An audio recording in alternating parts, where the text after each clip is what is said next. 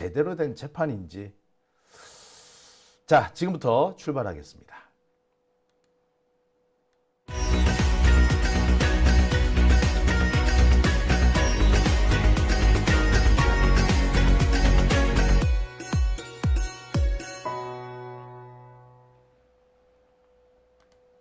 네, 오밤중 뉴스 함께하고 계십니다. 이번 순서는 오늘 열렸던 재판 관련 소식입니다. 오늘 윤석열 내란 혐의, 내란 우두머리 혐의의 형사재판 두 번째 공판 준비기일이 열렸습니다. 한쪽에서 탄핵 심판이 진행되고 있는데 또 한쪽에서 형사재판이 진행되고 있기 때문에 조금 헷갈릴 수도 있고요. 또 오늘 여러 가지 재판 관련 소식, 특히 헌법재판소에서 들린 소식 때문에 짜증도 많이 나셨을 것 같습니다. 자, 하지만 이럴 때일수록 우리가 관심을 늦추지 않고 비판과 견제의 눈초리, 감시의 눈초리를 늦추지 않아야지 또 향후 불행한 사태를 막을 수 있지 않을까라는 생각 해봅니다. 자, 그래서 오늘도 현장에 강지호 기자가 다녀왔습니다. 안녕하십니까? 네, 안녕하세요. 요즘 재판 많이 다니고 계시죠? 예, 지금 상당히 많은 재판 다니고 있습니다. 네, 오늘은 윤석열 내란 우두머리 혐의 재판 다녀오셨죠? 예, 맞습니다. 오늘이 두 번째 공판 준비기일이죠. 예, 오늘은 이제 두 번째 공판 기일이고 다음 공판부터 이제 정식 공판이 진행된다라고 합니다. 언젠가요? 다음 정식 공판? 4월 14일 날 정식적으로 공판이 진행되고 이제 증인으로는 이제 최상목 그리고 조태열 이렇게 두 명이 증인으로 신청이 되었습니다. 네.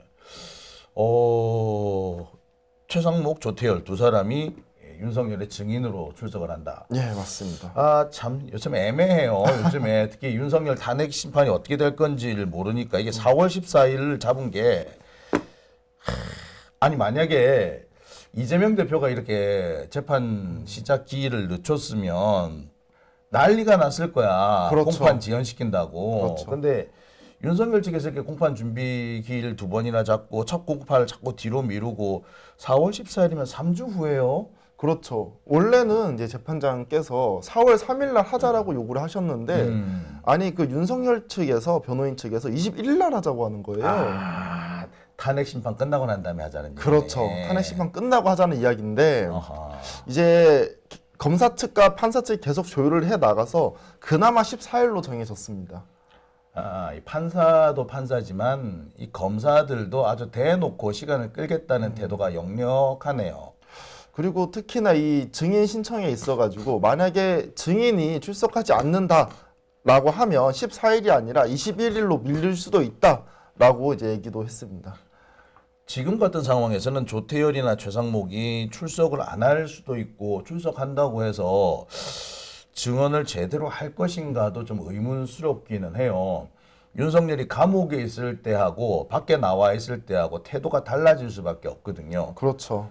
이게 상당히 이런 면에서 중요한 겁니다. 이게 그래서 윤석열을 석방해 주는 것이 참 충격적인 문제였을 수도 있어요. 아, 참 여러모로 지금 또 답답해지는데 이래서 탄핵 심판이 빨리 끝이 나야 된다는 겁니다. 4월 그렇죠. 14일이면 아마 이때쯤이면 윤석열 탄핵 심판도 마무리 지어지지 않겠나 싶긴 한데 지금 짜증나요. 그렇죠. 이제 계속 탄핵 심판이 밀리면서 모든 국민분들이 상당히 화가 나 있는 상태죠.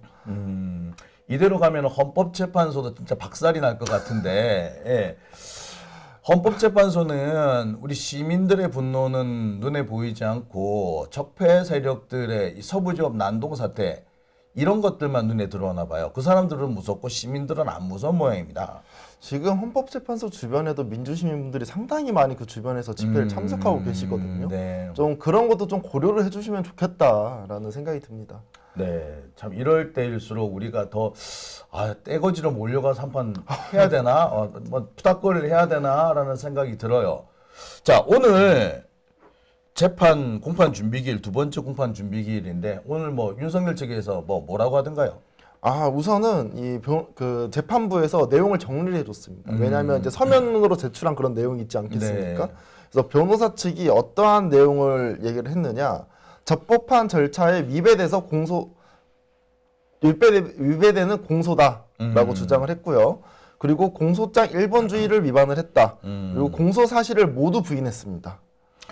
공소장 일본주의는 윤석열 지가 제일 많이 위반했어. 솔직히 말하자면. 아니, 지보다도 훨씬 간략하게, 지가 내던 것보다 훨씬 간략하고 깔끔하게 냈거든. 뭐 윤곽근도 마찬가지요. 윤곽근이 내던 본 거 보면 아유 정말 지저분하게 이럴 데 없었는데 지 거보다 깨끗한데 뭔 공소장 일본주의 위반이라 그런지 모르겠고 참 뭐 부적법한 공소 제기 뭐 늘 하던 얘기네요. 그렇죠. 늘 하던 얘기를 하고 있습니다. 그래서 뭐 그밖에 뭐 다른 내용도 그럼 엇비슷하겠네요. 예, 그래서 이제 판사님께서 이제 본인이 딱 정리를 하시고 혹시 강조하고 싶은 내용 없으세요? 물어보니까 하나 있다라고 얘기를 합니다. 변호사 뭐래 측에서. 또. 공소장이 방대한 사실과 정황을 나열하고 있으나 내란 범죄 구성하는지 명확하게 특정돼 있지 않다. 그러니까 뭐 날짜라든지 그런 것들이 있잖아요. 제대로 이제 특정되지 않았기 때문에 이거를 특정해 가지고 다시 그 증거 목록을 리스트를 다시 해달라라고 요구를 합니다. 시간 끌기 위한 얘기네요. 그렇죠. 그래서 이제 검사 측 같은 경우에도 아니 그런 게 어딨냐. 벌써 우리가 이 게시한 지 한 달 정도 가까이 됐는데 그때나 좀 얘기를 해주지. 지금 와서 이걸 다시 처음부터 하는 거는 과한 요구다라고 얘기를 해요. 아니 그리고 날짜가 이미 다 아니 누가 몰라 12월 3일 아니야? 그렇죠. 12월 3일인데 그 외에 뭐 뭘 더 명확하게 얘기를 하는 건지 모르겠어요. 뭐 계엄이 당시에 선포가 되었지만 어느 시점부터 누구와 어떤 내용으로 공모가 있었는지 특정하기가 어렵다라는 거예요. 아니 공모가 중요한 게 아니라 지가 내란 수개인데 무슨 공모는 공모야. 지가 다 한 건데 이게 여러 사람이 나누어져서 업무 분장을 할 때 그럴 때 공모란 얘기 드는데 이거는 지가 주모자잖아. 지가 대가리잖아. 그렇죠. 그런데 무슨 지가 한 행위만 가지고 아이씨 나 진짜 짜증나네 이거. 그리고 또 이런 얘기를 해요. 이제 재판이 지금 대통령 그리고 군인, 경찰 이렇게 나눠서 하고 있잖아요. 네. 그러니까 윤석열과 군과 경찰이 어떠한 공모 관계가 있었다는 건지 사후에 했다라는 건지 사전에 했다라는 건지 이런 거에 특정되지 않다라고 얘기를 하고 있거든요. 근데 사실 윤석열 그 공소장 자체가 언론사의 풀로 다 게시된 것도 많아요. 근데 읽어보시면 아시겠지만 상당히 상세하게 몇 월 날 누구와 그렇죠. 함께 어떠한 직급으로 어떠한 공모를 했는지 상세하게 나와 있습니다. 상세하게 나와 있는데, 그러니까 늘 하는 얘기인 것 같은데, 그렇죠. 그래서 어거지를 한번 써보겠다 이 얘기인데, 전체적으로 비슷한 주장을 하고 있습니다만 더 뻔뻔스러워진 것 같네요. 예, 그렇죠. 상당히 뻔뻔스럽다. 그러니까 내란을 안 했다 이런 얘기겠죠. 그렇죠. 내란을 안 했다라는 거죠. 뭐 법적으로도 참, 네. 위법하지 않고. 그러니까 기존에 했던 주장을 반복한 건데, 감옥에 있다가 감옥 밖으로 나오니까 더 과감해졌다, 더 그렇죠. 뻔뻔스러워졌다 이렇게 보겠네. 아니 사실 심지어 한동훈 제가 책을 읽어봤어요. 네. 한동훈도 위험 위법적인 행위라고 적어놨거든요. 여당의 당 대표도. 그러니까 참 어처구니가 없는 것이 그렇죠. 그 국힘당 지금 하는 꼴을 보면 얘들이 정상적인 사고를 가진 집단인가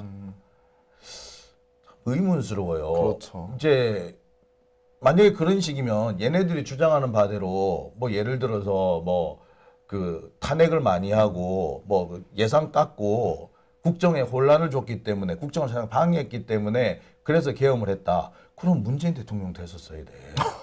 문재인 대통령도 그 윤석열이가 얼마나 국정을 회방을 놨습니까? 그렇죠. 지금 우리가 뭐 타다 사건 아시죠? 네. 타다 사건 같은 경우는 대통령이 사회적 합의를 이끌어냈는데 지가 떡 들어가가지고 타다 이재용 대표인가 이 사람을 또 기소를 떡 했어. 그래서 사회적 합의를 착살을 내버렸거든. 아유, 이게 정말로 이거 국정을 방해하겠다는 대표적인 상황이에요. 그렇죠. 그랬으면 만약에 그랬으면은 문재인 대통령도 계엄령 선포해가지고 검찰 날려버리고 그래도 되는 거 아니야. 그러니까 말입니다. 야, 이거 이런 식으로 한단 말. 진짜 앞으로도 마찬가지 이렇게 되면은 대통령 선거에서 지면은 대통령 선거 그 다음 날 바로 이제 계엄령 나가고 그러는 거야 이제. 아유. 그리고 뭐 그 공소장에 보시면 아시겠지만 이 윤석열이 2차, 3차 계엄한다고 수없이 말이 나오거든요. 네. 진행한다고. 그러니까 본인한테 불리한 얘기는 무조건 안 했다. 그런 거 그렇죠. 없다. 그런 일이 우기고 없다. 있다. 우기고 있다라는 겁니다. 좀 들으면 되게 열받을 것 같은데. 자, 그래도 열 받을 때 받더라도 구체적으로 좀 들어보죠. 뭐라고 합니까? 예, 그래서 이제 공소사실, 그러니까 어떤 사실이 없었느냐, 국회를 봉쇄하려고 계획하거나 지시한 적이 없다. 그리고 영장 없이 국회의원이나 정치인 등 주요 인사와 선관위 관계자들을 체포 구금할 것을 지시한 적이 없다. 비상국회에 비상계엄 해제 요구하는 의결을 저지한 바가 없다. 국회에 무력화나 비상입법기구 창설 등을 하려고 한 적이 없다. 그러니까 모든 내용을 지금 부정하고 있습니다. 아니 본인이 읽은 그 내란 그 담화문 자체에 그 내용이 다 포함되어 있지 않나요? 다 포함된 걸로 알고 있는데 그다음에 그 포고문 같은 경우에도 국회 뭐 기능을 정지시키고 다 했잖아요. 다 했습니다. 그런데 그리고 국회를 아니 미친 새끼 사람 들으니까 성질나네. 아니 국회 앞에서 제가 그날 12월 3일부터 12월 4일 아침까지 그 제가 거기 서 있었고 거기서 계엄군들하고 맞짱 뜨고 했었는데 생생하게 본 사람이 그렇게 많은데 뭐 아니라고 이렇게 오리발을 내민다는 거예요? 모든 국민이 방송으로 봤고 특히 어. 선배님 같이 직접 현장에 나가서 보신 분들이 엄청나게 많거든요. 아 근데 그런데도 불구하고 국회를 봉쇄한 사실이 없다라고 지금 주장을 하고 있고 체포할 생각이 없었다. 그리고 이제 뭐 국회가 이 계엄을 저지하려고 했는데 본인들이 그거를 저지하려고 한 적이 없다. 이런 내용을 지금 아무런 부끄럼 없이 내뱉고 있는 겁니다. 마치 이런 거예요. 강간 미수범이 나 강간하려고 한 적 없다라고 말한 거 똑같은 거야. 살인 미수범이 나 살인한 적 없다. 그렇죠. 살인하려고 하지 않았다. 칼 들고 사람 앞에서 휘둘렀으면 살인 의도가 있는 거잖아요. 심지어 보통 이잖아. 내 저 새끼 죽여버릴 거야. 해놓고서는 칼을 들고 쫓아갔다. 그리고 칼을 휘둘렀다. 그랬으면 사람이 사망하지 않더라도 그거는 살인 미수예요. 칼을 휘둘렀는데 피해자가 의외로 무술 유단자야. 그래가지고 조기에 제압됐어. 그렇다고 해서 살인 미수가 아니냐? 그래도 살인 미수거든. 근데 윤석열은 시민들에 의해서 조기에 제압당한 건데 조기에 제압당해서 아무것도 일어나지 않았다. 아무것도 안 했다. 이렇게 주장한 거 아니에요. 그렇죠. 미친놈? 뭐 이런 아우 씨. 그리고 이전에는 막 심지어 이런 얘기도 했잖아요. 뭐 3시간짜리 계엄은 어딨냐. 뭐 이런 얘기를 많이 했었는데. 3시간짜리 계엄 내가 있었다고 얘기했잖아요. 페루가 그렇죠. 어딘가. 예. 그때 말씀 그때 네. 해주셨는데 그러니까 저는 이 사람들 자체가 이 변호사도 그렇고 이 윤석열도 그렇고 본인이 어떠한 잘못을 했는지 전혀 인정하고 있지 않다. 리플리 증후군 같은 그런 느낌이 듭니다. 아마 거기 현장에 나와 있는 검사들이 적극적으로 대응하지 못할 것이라는 거를 알고 그래서 그러는 걸 거예요. 검사들이 사실상 지금 자기 선배들이잖아. 자기 셀프 솔직히 말해 검사가 검사를 기소한 상황이라서 그렇죠. 그러니까 저런 식으로 나오더라도 전혀 적극적으로 나서지 못할 거라는 걸 알기 때문에 검사들이 재판에 적극적으로 임하지 못할 거라는 걸 알기 때문에 저러는 거예요 지금. 그래서 우리가 내란 특검을 해야 한다는 거였거든요. 네. 참 그 점에서는 안타깝네요. 참 열받네. 그러니까요. 그래도 이제 검사 측에서도 이 변호사 쪽에서 이런 얘기를 하니까 반박을 하게 됩니다. 이제 공소 사실에 대한 이제 불특정한 사실 뭐 그런 부분에 대해서는 야 너네 국회 출입 봉쇄라든지 비상계엄 요구한 의결 어떤 식으로 방해했는지 공소장에 상세하게 우리가 다 적어놨다. 그러니까 이제 그런 거에 대해서 말하면 안 된다라고 주장을 하고 있고요. 그리고 공소 사실 위법에 대해서는 이렇게 얘기를 합니다. 공소 사실에 있는 사실관계가 범죄 구성 요건에 해당되는지 안 되는지 명확하게 기재해야 된다.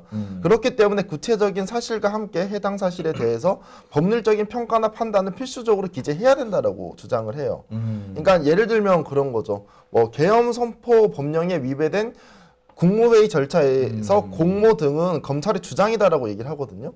그러니까 공모라는 단어가 주관적인 판단이라는 거예요. 공모라는 단어가. 공모가 왜 주관적인 판단이야? 공모라는 게 표현이 법으로 나와 있는데 뭔 소리죠? 그렇죠. 그러니까 예를 들면 뭐 불안이라든지 공모라든지 이런 단어를 쓰면 이 공소사실에 위법이 된다 이런 식으로 변호사 측이 주장을 하거든요.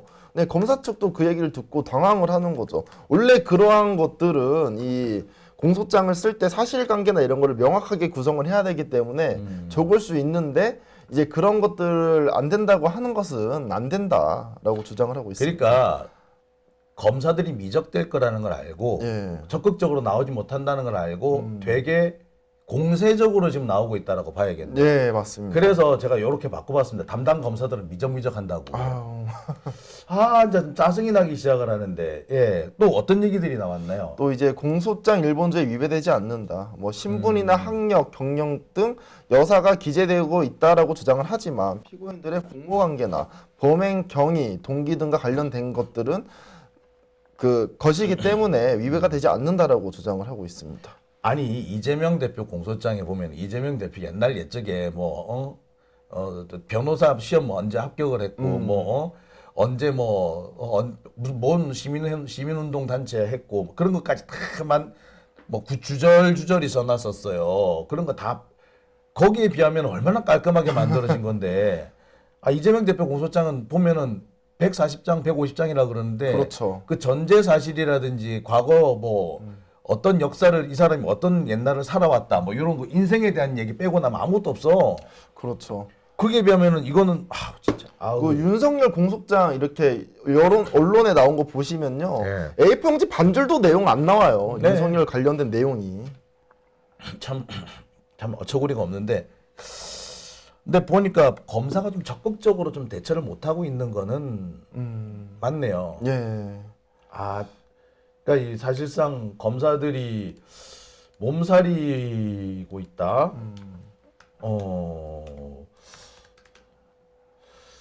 기존 재판보다는 약간 미적미적 거리는 게 좀 상당히 있기는 하죠. 그리고 검사들이 몸을 사리고 있다. 뭐 그렇게 보시면 될 것 같은데. 예.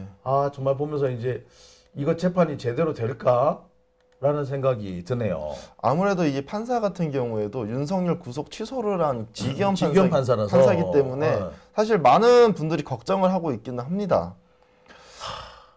그래도 이제 뭐 한 가지 제가 뭐 속단할 수 없다라고 느꼈었던 게 그 이전에 우리가 뭐 위증교사 같은 경우는 유죄 날 확률이 꽤 높다라고 했었었고 선거법 위반 같은 경우에는 무죄 날 확률이 높다라고 했는데 반대의 결과를 얻었었거든요. 그랬죠. 사실 그런 거를 보면 함부로 속단은 하면 안 되겠다라는 생각이 좀 많이 듭니다. 이제 정말 우리 시민들의 힘이 좀 결집이 돼야 될 것 같아요. 보니까 윤석열이 풀려나고 난 다음에 완전히 재판이고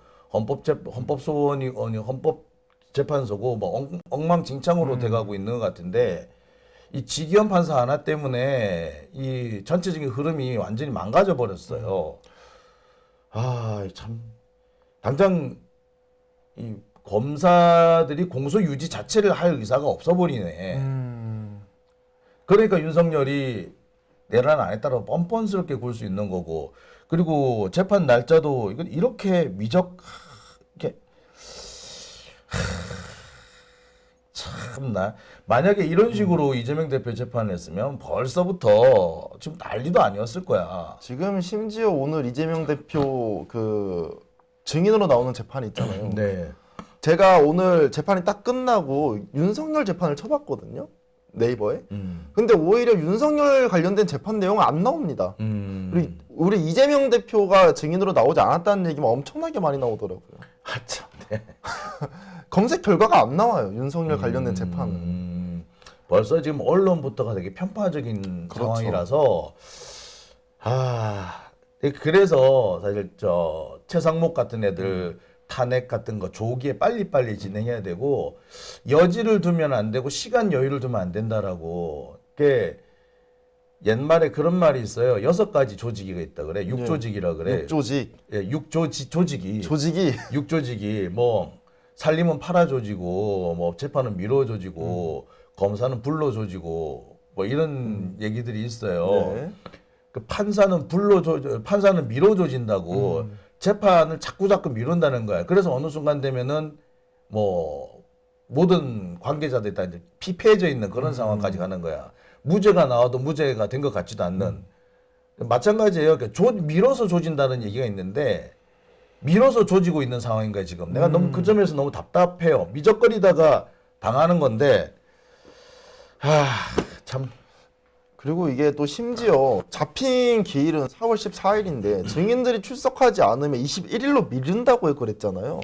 그럼 21일로 미루겠다는 얘기. 근데 제 생각에는 사실 딱 듣자마자 이거 그냥 21일로 미루겠다는 소리 아닌가라는 생각이 들었어요. 그렇죠. 그러니까 어쨌거나 4월 18일 이전에는 선고가 날 걸로 보이고 선고가 안 나더라도 이미 그때는 판가름이 어느 정도 나게 되니까 그것을 보고 재판을 진행하든지 말든지 하겠다. 예. 지기현 판사도 지금 눈치를 엄청 보고 있는 거네요. 그렇죠. 그래서 이 참네. 오늘 지기현 판사가 어떤 표현을 쓰냐면 지기현 판사가 이걸 들어주지 않았잖아요. 하이턴가 원래 21일 날 해달라고 요구했는데 14일로 타협을 받잖아요. 아니 변호사님들 표정이 무서워가지고 쳐다보질 못하겠대요. 변호사 표정이 되게 굳어 있었거든요. 이런 표현을 2번이나 쓰더라고요. 판사가 변호사님들 표정이 너무 굳어 있어서 무서워서 쳐다보질 못하겠어요. 이걸 2번이나 말합니다. 좀 판사님이 이렇게 표현하는 걸 처음 들어봤어요. 아니 진짜 판사가 참 찌질하게 진짜 아이고 참 이거를 판사 아우 진짜 뭐라고 말을 못 하겠네. 아우 열받네 진짜. 근데 그 얘기 들으니까 진짜 어처구니가 없네요. 그렇죠. 네, 이게 누가 누구를 재판하는 상황이 됐는지 모르겠네요. 지금 결국 지기현 판사 같은 경우 윤석열한테 잔뜩 쫄아가지고 뭐 눈치 보고 있는 판사가 피고인 눈치를 보고 있는 상황 아니요? 제가 보기에도 지금 눈치를 보고 있는 것 같다라는 생각이 들어요.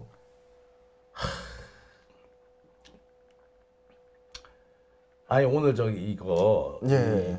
썸네일을 아예 바꿔야겠다. 눈치 보는 판사. 이거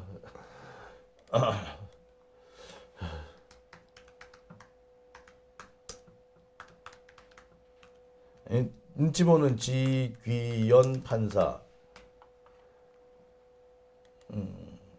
피고인 눈치 보는 지귀연 판사 이렇게 해야 되나? 아 이거 이렇게 바꿔야 되나요? 아유. 이렇게 바꿀 수밖에 없겠네. 피고인 눈치 보는 지기현 판사.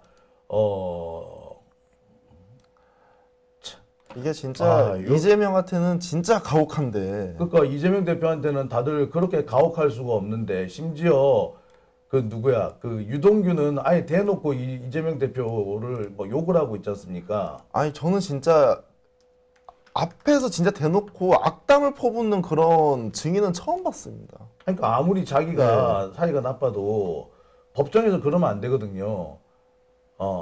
더 뻔뻔해진 피고인 그러니까 여기 더 그냥 뻔뻔해진 되겠다. 뻔뻔해진 피고인 윤석열 눈치 보는 지기현 판사. 이렇게 바꿔놔야겠네. 저도 사실 재판장에 들어갔을 땐 고려하지 못했는데 선배님이 그러셨잖아요. 윤석열이 이거 나왔기 때문에 눈치 보는 거다. 근데 확실히 뭐 본인이 풀어주기는 했지만 윤석열이 지금 나와 있다 보니까 지금 뭐 검사라든지 판사라든지 지금 눈치를 볼 수밖에 없는 상황인 것 같아요. 야, 이거 참 이렇게 되면 재판을 못 해요. 재판이 아니야, 이게. 야, 정말 대한민국 이 법 질서가 이렇게 어떻게 내란 사범이들이 이렇게 난리를 친단 말입니까? 제목을 이렇게 바꿔야겠네요. 뻔뻔해진 피고인 윤석열 눈치 보는 지기현 판사. 이렇게 좀 바꿔야 되겠네. 이게 참 서글프네요. 더 참 뭐라고 얘기해야 될지 모르겠는데, 예, 그 밖에 또 어떤 얘기들이 있었습니까? 예, 그 밖에 이제 마지막으로 좀 이 얘기를 좀 말씀드리고 싶네요. 어떤 네. 이야기냐? 이 위법 수집 증거에 대한 입장에 대해서 이제 검사 측에서 얘기를 하거든요. 지금 가장 이야기가 많이 나오는 게 공수처는 내란에 대한 수사권이 없어서 공수처가 수집한 자료를 쓸 수 없다라고 계속 주장을 하고 있거든요. 근데 이제 그 부분에서 이제 검사가 얘기를 하는 거죠. 이 법원은 수차례에 걸친 영장 재판이나 결정 등을 통해 가지고 공수처에 대한 내란죄 수사권이 없다라는 변호인 주장을 배척을 했었다. 이제 그렇기 때문에 이게 정당하다라고 얘기를 하고, 그리고 검찰이 공수처 성부 사건에서 보안 수사권 없이 수집한 자료를 증거로 사용하지 못한다라고 얘기를 하는데, 지금 보안 수사권을 인정하고 있고 형사소송법을 보면 그런 게 보장되어 있다. 그리고 공수처법, 그리고 형사소송법, 경찰청법 어디에도 공수처에서 송고된 사건에 대해서 검찰 수사권을 제한하는 규정이 없다라고 주장을 합니다. 그렇죠. 뭐 그 부분은 수사권이 없는 거는 뭐 확실히 그렇게 주장하는 건 맞는데 사실 수사권이 있는 걸로 치자면은 사실 경찰밖에 없어요. 아, 그래요? 예, 사실은 정확하게 표현한 건 그래요. 예. 다만 뭐냐면 이게 직권 남용은 할 수 있는데 이게 사실 내란도 직권 남용에 의한 내란인 거예요. 이것도. 예. 그렇기 때문에 이것이 반드시 틀렸다고 보기는 어렵습니다. 그러니까 계엄령 같은 경우 정상적인 계엄령을 선포할 수 있는 권한은 있죠. 네. 근데 정상적인 계엄령의 절차라든지 요건을 갖추지 못한 거면은 직권을 남용한 계엄령이 되는 거예요. 근데 직권을 남용한 계엄령이 그 도를 지나쳐 가지고 내란에까지 이르는 겁니다. 예. 이렇게 해석하면은 당연히 해석할 수 있는 거예요. 그래서 예시로 들었던 게 조희연 전 서울시 교육감 직권남용에서 보안수사 인정 사례를 예시를 들어주더라고요. 그러니까 그리고 공수처가 딱히 윤석열에 대해 수사한 것도 없어요. 사실 대부분의 수사는 검찰에 의해서 진행이 네. 됐어요.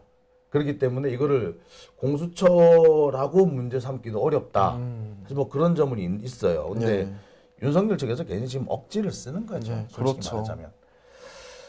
참 답답해 옵니다. 이게 벌써부터 이게 뭐 마음속 네. 저 깊은 곳에서 꾹 눌러진 게 지금 치밀어 오르는 느낌이에요. 그렇죠. 지금 그러고 있는 상황이고 그리고 이제 병합을 할까 말까 지금 고민 중인 것 같습니다. 재판부가. 예를 들면 뭐 김용현 재판과 윤석열 재판을 병합한다든지 아니면 조지호 재판이랑 이제 윤석열 재판 병합한다든지 이 병합 관련된 거는 뭐 추후에 결정을 하겠다라고 지금 얘기를 하고 있는 상황입니다. 아무튼 이 부분에서 좀 문제가 좀 되는 것 같아요. 지금 예. 확실히 지금 뭐 윤석열 재판이 검찰에 맡겨두면 안 된다는 게 거의 명백해졌어요. 만약에 검찰에 맡기려면 서지현 검사나 이문정 검사 같은 사람이 맡는 게 그러지 않고서는 좀 어렵겠구나 하는 생각을 하게 되네요. 자, 오밤중의 뉴스 오늘 첫 번째 주제를 했는데 아우 참 답답하네요. 아, 그렇죠. 오늘 좀 네. 그런 부분이 있습니다. 네. 자, 이번 주 또 어떤 재판이 있을까요?